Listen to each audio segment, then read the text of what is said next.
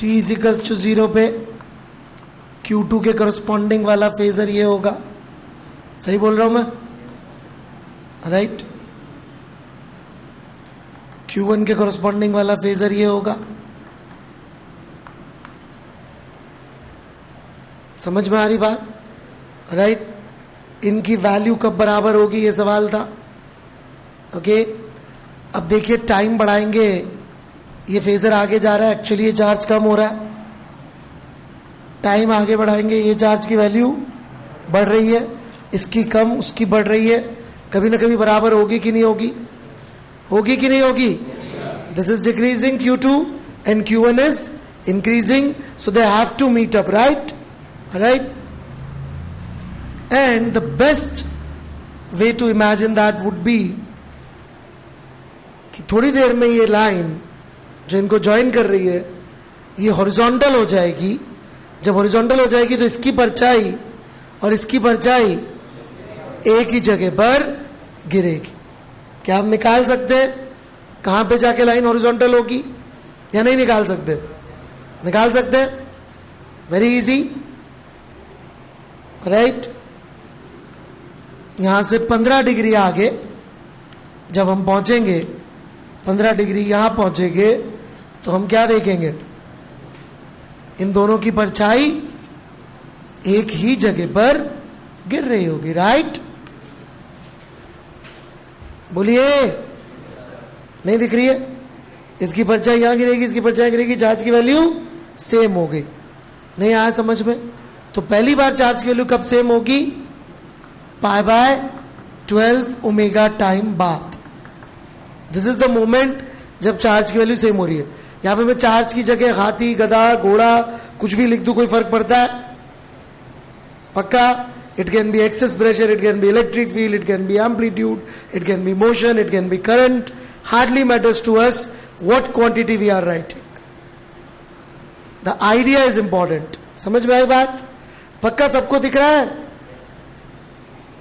Right. In fact you can think of it like this कि इन दोनों के बीच का एंगल कितना था? 90 डिग्री. तो जैसे ही ये फ्लैट होगा तो 45 और दोनों का एक ही जगह पर गिर जाएगा. Got it?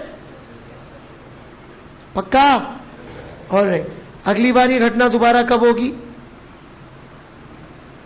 क्या इमेजिन करना बहुत मुश्किल है या बहुत आसान है? कहां होगी? जब 2 आगे बढ़ते बढ़ते बढ़ते यहां और 1 वापस से ऐसे कि इनके बीच का एंगल जो 90 डिग्री है वो आधा आधा बढ़ जाए. That would be plus π/ω. Second time, third time वापस से वही ओरिजिनल वाली पोजीशन, तो सीधे ही +2π/ω कर देता. या ऐसे कर लेते, कोई नहीं. आप लोगों की दिमाग का भी ध्यान रखना पड़ता है. सो 25 π/12 ओमेगा. राइट. इस मोमेंट पे चार्ज तीसरी बार सेम होगा. कुछ आया समझ में? कुछ भी नहीं आया?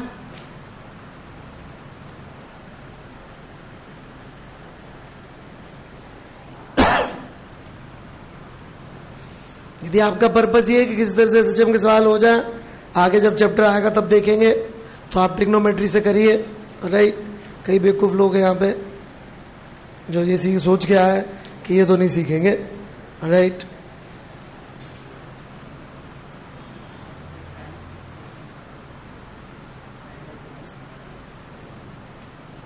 पंद्रह डिग्री आ गया था आपको समझ में? 15 डिग्री को कन्वर्ट करते हैं. लाइए 15 इंटू लिखिए π/180. सॉल्व करिए इसको.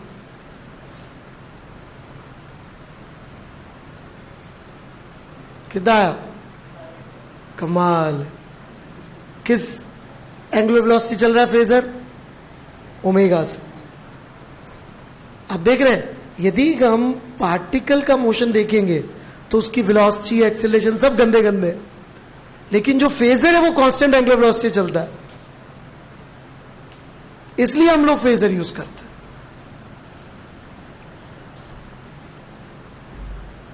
यदि हम वेलोसिटी डिस्प्लेसमेंट उस समय बच जाएंगे, सब वेरिएबल है। क्या कांस्टेंट है? Angular velocity of phasor.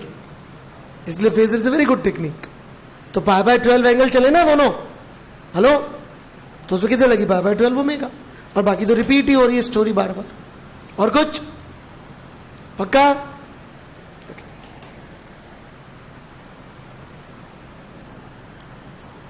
बढ़ू मैं आगे। 15 डिग्री कहां से आई ये समझाऊं?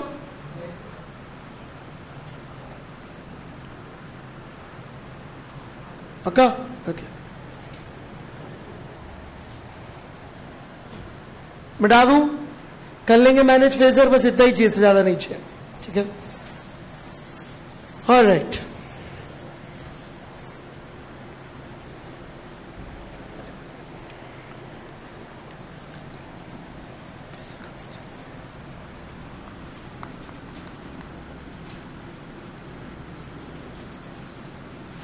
ये एक स्प्रिंग है,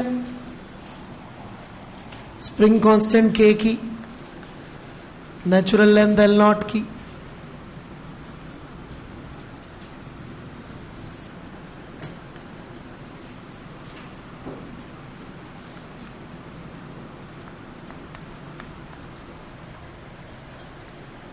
ये इसके कोऑर्डिनेट है एंड पॉइंट के 0,0।